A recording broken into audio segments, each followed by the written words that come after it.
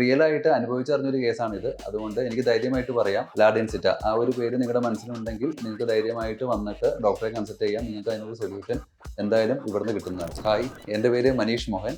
എൻ്റെ വീട് എറണാകുളത്താണ്. ഞാൻ കൊച്ചിൻ ഷിപ്പ്യാർഡിലാണ് വർക്ക് ചെയ്യുന്നത്. ഞാനിപ്പോൾ കൊച്ചി ലാഡെൻസിറ്റയിലാണ് വന്നിരിക്കുന്നത്. എൻ്റെ ഹെയർ ട്രാൻസ്പ്ലാന്റ് ഇപ്പോൾ ചെയ്ത് കഴിഞ്ഞിട്ട് ഏകദേശം 1 കൊല്ലം കഴിഞ്ഞിരിക്കുന്നു.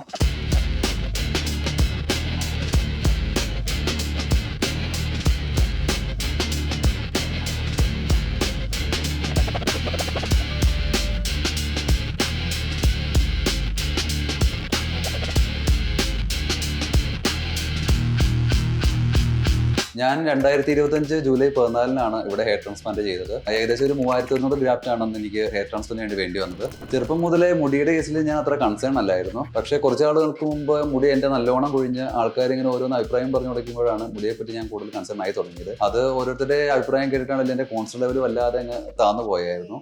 ആ ഒരു സമയത്താണ് എൻ്റെ ഒരു കൂട്ടുകാരൻ ലാഡെൻസിറ്റയിൽ നിന്ന് ഹെയർ ട്രാൻസ്പ്ലാന്റ് ചെയ്തതും അവനെ ഞാൻ കാണാനിടയായതും. അപ്പോൾ അവൻ റെക്കമെൻഡ് ചെയ്തിട്ടാണ് ഞാൻ ലാഡെൻസിറ്റയിൽ വന്ന ഡോക്ടറെ ആദ്യമായിട്ട് കൺസൾട്ട് ചെയ്തത്. ഞാൻ കൊച്ചിയിലെ ലാഡെൻസിറ്റയിലെ ഡോക്ടറെയാണ് കൺസൾട്ട് ചെയ്തത്. അദ്ദേഹം കണ്ടപ്പോൾ തന്നെ എനിക്ക് ട്രാൻസ്പ്ലാന്റ് സർജറി സജസ്റ്റ് ചെയ്യാണ് ഉണ്ടായത്. സർജറി ഡേക്ക് വന്നപ്പോൾ സത്യത്തിൽ ഞാൻ നല്ല ടെൻഷൻഡ് ആയിരുന്നു. കാരണം എന്തൊക്കെ പറഞ്ഞാലും തലയിലുള്ളൊരു പ്രോസസ്സാണ്. അപ്പോൾ ഇഞ്ചക്ഷൻ എടുക്കുന്ന കാര്യങ്ങളും ഓരോ ഗ്രാഫ്റ്റ് പറിക്കുന്ന കാര്യങ്ങളെ പറ്റി എനിക്ക് ഭയങ്കര ടെൻഷൻ ഉണ്ടായിരുന്നു. ആദ്യം ഡോക്ടറെ കണ്ടു കഴിഞ്ഞിട്ട് എനിക്ക് ഹെയർ ലൈൻ വരച്ച് ഈ സർജറി തുടങ്ങിയ സമയത്ത് എനിക്ക് മനസ്സിലായി, ഒന്നും ടെൻഷൻ അടിക്കേണ്ട, അതിന്റെ വേറെ ഇഷ്യൂസോ കാര്യങ്ങളോ ഉണ്ടാവില്ല. കാരണം ഓരോ ഗ്രാഫ്റ്റ് പറയുന്നത് പോലെ എനിക്ക് മനസ്സിലായി പോലുമില്ല.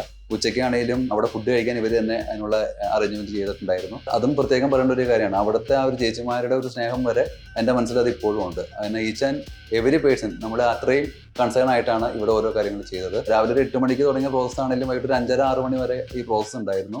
പക്ഷെ അതിൻ്റെ ഇടയിൽ എനിക്ക് സത്യം പറഞ്ഞാൽ യാതൊരു ബുദ്ധിമുട്ടോ വേറെ കാര്യങ്ങളോ തന്നെ ഒന്നും അനുഭവിച്ചിട്ടില്ല. പിന്നെ ഇവരുടെ ഒരു പ്രത്യേകത എന്നുള്ളത്, എടുത്തു പറയേണ്ട ഒരു കാര്യം എന്നുള്ളത് അവരുടെ ഫോളോ അപ്പ് തന്നെയാണ്. ഓരോ ഡേയിലും പിടിച്ചിട്ട് എന്തെങ്കിലും ബുദ്ധിമുട്ടുണ്ടോ കാര്യങ്ങളോടൊന്ന് അന്വേഷിക്കുന്നു. ഇപ്പോൾ എന്തെങ്കിലും നമ്മൾ എൻക്വയറി ചെയ്താൽ അത് വിത്തിൻ മിനിറ്റ്സ് അല്ലെങ്കിൽ വിത്തിൻ അവേഴ്സ് അവർ മാക്സിമം പെട്ടെന്ന് തന്നെ ക്ലിയർ ചെയ്ത് നമ്മളെ അത് അറിയിക്കാനുള്ളൊരു ആറ്റിറ്റ്യൂഡ് അവർക്കുണ്ട്. അപ്പോൾ ആ ഒരു ഫോളോ അപ്പ് എനിക്ക് വളരെ ഇഷ്ടപ്പെട്ടായിരുന്നു. നൗ എങ്ങനെയാ നമ്മുടെ മുടിയൊക്കെ തിരിച്ചു വന്നു, റീബോൺ ചെയ്തു, ആ ഒരു കോൺഫിഡൻസ് നമുക്കുള്ളത് കൊണ്ട് ആൾക്കാരെ ഫേസ് ചെയ്യാനോ 4 പേരുടെ മുമ്പിൽ നിന്ന് ഓടി മാറാനുള്ള ഒരു ഇത് മാറിയിട്ടുണ്ട് എനിക്ക് നന്നായിട്ട്. ബാർഡ്നെസ് കൊണ്ട് ബുദ്ധിമുട്ടുന്നുണ്ടോ, ഹെയർ ഫോളിൻ്റെ ഇഷ്യൂസ് കൊണ്ട് ബുദ്ധിമുട്ടുന്നുണ്ടെന്നുണ്ടെങ്കിൽ ഞാൻ ഡെഫിനറ്റ്ലി ലാഡെൻസിറ്റിയാണ് പ്രിഫർ ചെയ്യുള്ളൂ. റിയലായിട്ട് അനുഭവിച്ചറിഞ്ഞൊരു കേസാണിത്. അതുകൊണ്ട് എനിക്ക് ധൈര്യമായിട്ട് പറയാം, ലാഡെൻസിറ്റ ആ ഒരു പേര് നിങ്ങളുടെ മനസ്സിലുണ്ടെങ്കിൽ നിങ്ങൾക്ക് ധൈര്യമായിട്ട് വന്നിട്ട് ഡോക്ടറെ കൺസൾട്ട് ചെയ്യാം. നിങ്ങൾക്ക് അതിനൊരു സൊല്യൂഷൻ എന്തായാലും ഇവിടുന്ന് കിട്ടുന്നതായിരിക്കും. അപ്പോൾ ലാഡെൻസിറ്റിയിലുള്ള ഡോക്ടർമാർക്കും നഴ്സുമാർക്കും ഇവിടുത്തെ ഓരോ സ്റ്റാഫിനും എൻ്റെ താങ്ക്സ്.